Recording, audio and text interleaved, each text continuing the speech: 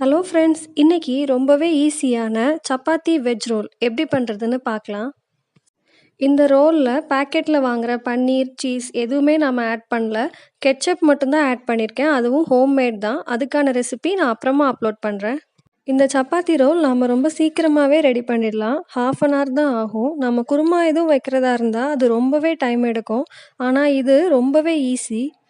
காய்கறிகள் வதக்கிறதுக்கு 1 teaspoon oil எடுத்துக்கோங்க. எண்ணெய் சூடானதும் ஒரு பெரிய வெங்காயம் சேர்த்துக்கோங்க. நான் சொல்கிற இந்த அளவு 5லிருந்து 6 சப்பாத்திக்கு கரெக்டாக இருக்கும். வெங்காயம் லேசாக வதங்கினா போதும், ரொம்ப நேரம் வதக்கணும்னு தேவையில்லை.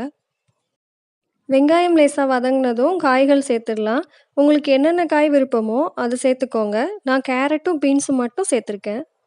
காய்க்கு தேவையான அளவு உப்பு, கொஞ்சம் தண்ணி சேர்த்துட்டு மூடி போட்டு 5 நிமிஷம் வேக வச்சுடுங்க.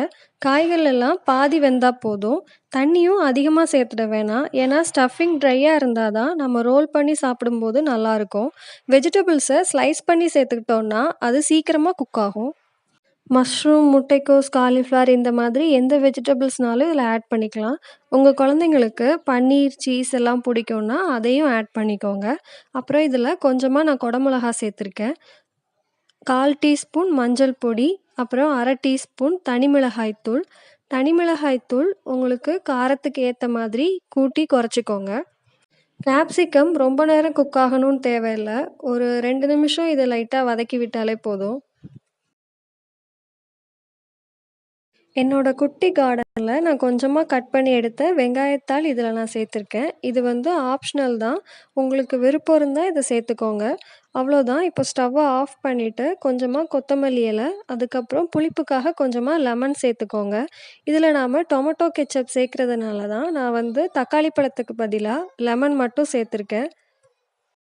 உப்பு எதுவும் கம்மியாக இருந்துச்சுன்னா அதையும் சேர்த்துட்டு லெமன் ஜூஸ் எல்லா பக்கமும் மிக்ஸ் ஆகிற மாதிரி நல்லா இதை கிண்டி விட்டுக்கோங்க. இதில் காரத்துக்கு தனி மிளகாய் தூளுக்கு பதிலாக மிளகு பொடி கூட சேர்த்துக்கலாம். நெக்ஸ்ட்டு 4 உருளைக்கிழங்க நல்லா வேக வச்சு மசிச்சு வச்சுருக்கேன். அதில் தேவைக்கேற்ற மாதிரி உப்பு, அதுக்கப்புறம் 1/2 டீஸ்பூன் ஏதாவது ஒரு கறி மசாலா தூள், பிரியாணி மசாலா இல்லைன்னா மட்டன் மசாலா இந்த மாதிரி ஏதாவது ஒன்று சேர்த்துட்டு நல்லா இதை மிக்ஸ் பண்ணி விட்டுக்கோங்க. நம்ம இந்த உருளைக்கிழங்கையும் சேர்த்து தான் நம்ம ஸ்டஃப் பண்ணி ரோல் பண்ண போகிறோம். ஸ்டஃபிங் எல்லாமே ரெடி ஆகிடுச்சு. இப்போ சப்பாத்தியில் கொஞ்சமாக கெச்சப் தடவிட்டு கொஞ்சமாக ஆனியன் நான் ஸ்லைஸ் பண்ணி வச்சுருக்கேன், அதை சேர்த்துக்கிறேன்.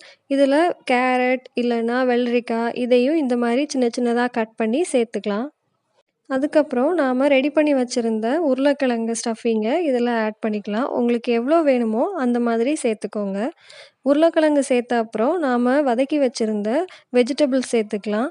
அதுக்கப்புறம் இதில் கொஞ்சமாக கடைசியாக கெச்சப் மட்டும் ஊற்றிட்டு இதை ரோல் பண்ணலாம். 2 ஓரத்துலேயும் இதை மடிச்சுட்டு நல்லா டைட்டாக ரோல் பண்ணிவிடுங்க. காய்கறி எதுவுமே வெளியிலே சிந்தாது. குழந்தைங்களுக்குன்னு மட்டும் இல்லை, பெரியவங்களும் இதை நல்லா விரும்பி சாப்பிடுவாங்க.